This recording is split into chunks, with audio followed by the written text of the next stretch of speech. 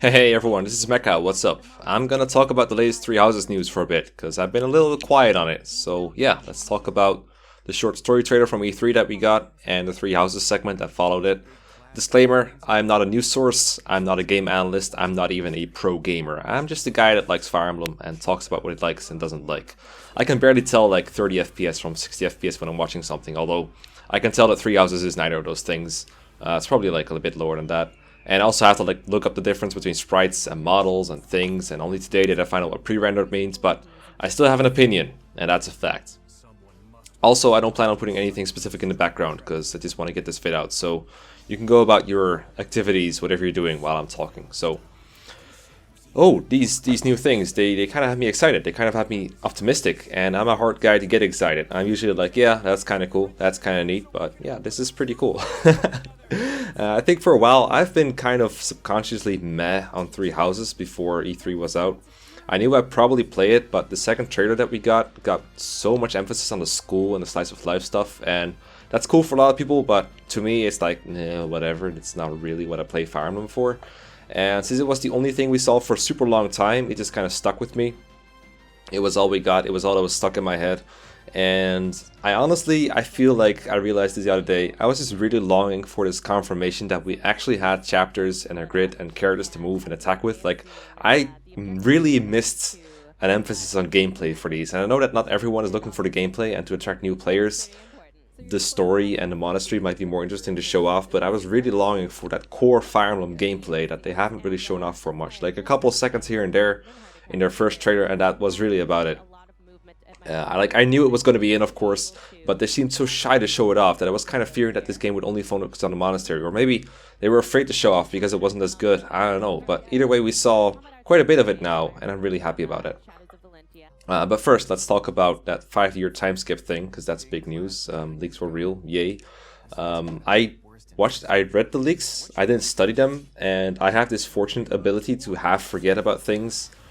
So that the game is more fresh to me when it does come out. Like, I'll read spoilers and then sort of forget about them later. It doesn't mean like I don't remember them at all. They'll just pop right into my head as it's happening.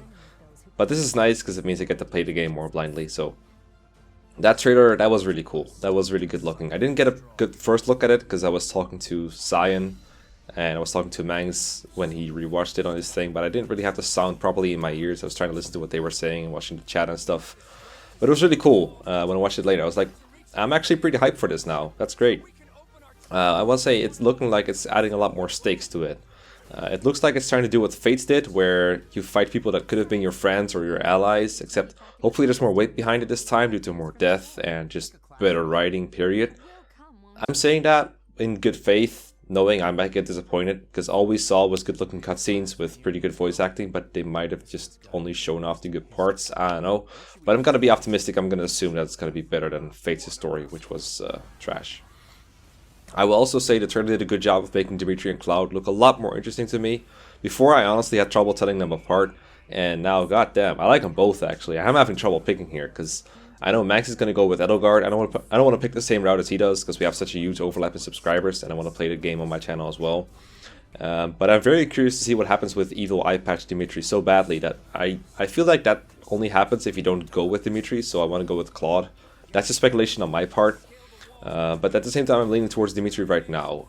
There's also like speculation of another Edelgard route, but that might be like New Game Plus or something. Again, total speculation on our parts, it might not be the case, but I'm having a hard time picking a route, whereas before I was like, I might just go with what the chat wants me to do, or my comment section, or just pick whatever, I don't really care.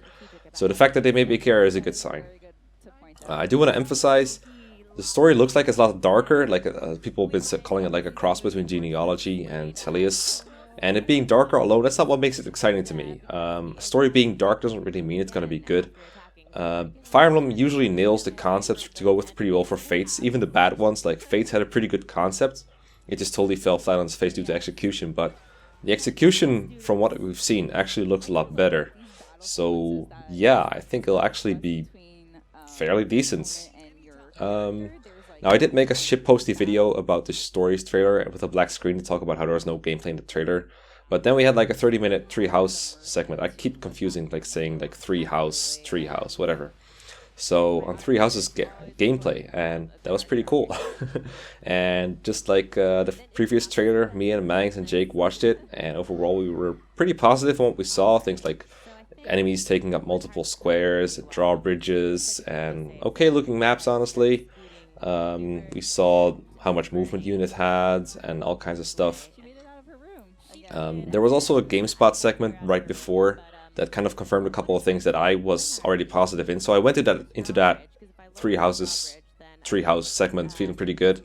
Like, they confirmed there was no children, which I'm happy with because I never really cared for it. Like, it's an optional feature, sure, but that does mean that they didn't focus on it when developing the game, and they get to focus on other things, and that's a good thing because I like other things and I don't really like kids all that much. The other thing is that there's actually ways to go through the school part a bit quicker through some like automatic tutoring. And we sort of know that this will be less optimal than if you did it by hand, because it will cost more points or you'll get less optimal results. But to me, that's kind of like the equivalent of using a pre-promote instead of a growth unit. Sure, unit might not be at full potential, but as long as they're usable, I'll be fine with it. Like, I'll take up a challenge and use less optimal units if that's what it takes. Because personally, I get that micromanaging of different skills and lessons and activities and weapon levels and classes and friendships and questions and conversations, that might seem fun to a lot of people, but to me, I like to keep things a little bit more focused. When I play a Fire Emblem game, especially for the first time, I like things to be uncomplicated, straightforward. It doesn't necessarily mean that I'm lazy or that the game has to be easy. It just means I want to be able to go out and knock out some bandits with my characters like ASAP and not really worry much about like min-maxing. Like, I'll mess around with it, I'll play around with it, I'll probably like it for just a little bit, or maybe a lot of the time, maybe, I don't know, I'm not going to knock it before I've tried it, maybe I'll find it enjoyable, but I'm getting the feeling that it's not the kind of gameplay that I want to spend hours and hours on optimizing everything. There are times when I'm in the mood for that kind of stuff, but to me the strategic depth in Fire Emblem lies in using like limited tools to my full potential. Figuring out battlefield strategies, optimizing skills. That doesn't really, like, trying to figure out the best build for a character or like what lesson to focus on or stuff like that, that's more likely for me to cause decision paralysis, where I have no idea what the right thing to do is. Like, you know, when you're just sitting there during preparations, like, who do I give this stat booster to, or who do I give this skill scroll to, that kind of thing, except times 1,000. That's what it looks like it's going to be. And I don't like sitting there doing nothing. I like there to be action, and I can make more action happening when I'm mostly focused on the battlefield things. So if I can go through the monastery without having to min-max at every opportunity, then I'll be very happy about it.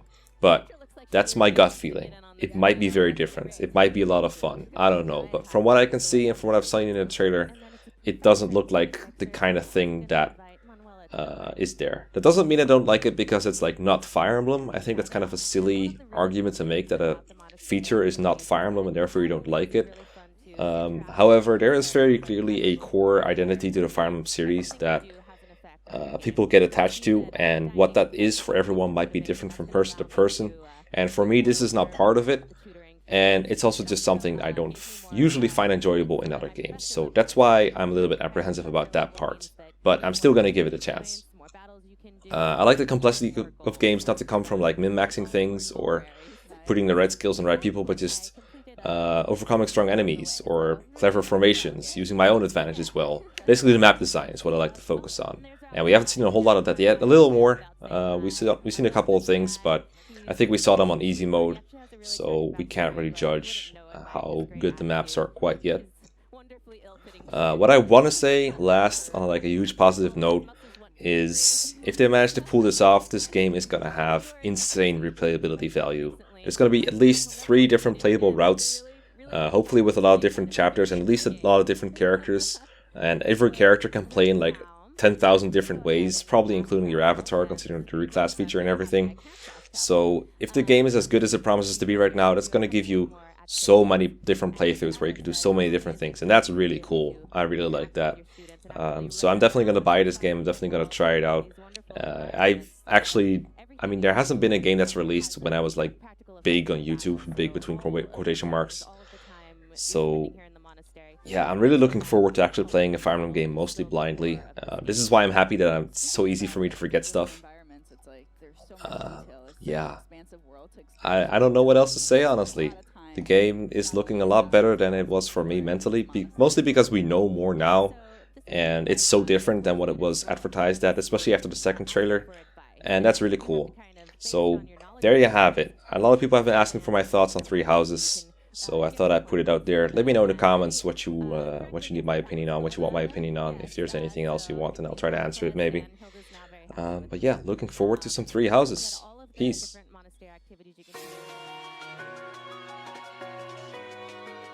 Reach for my hand.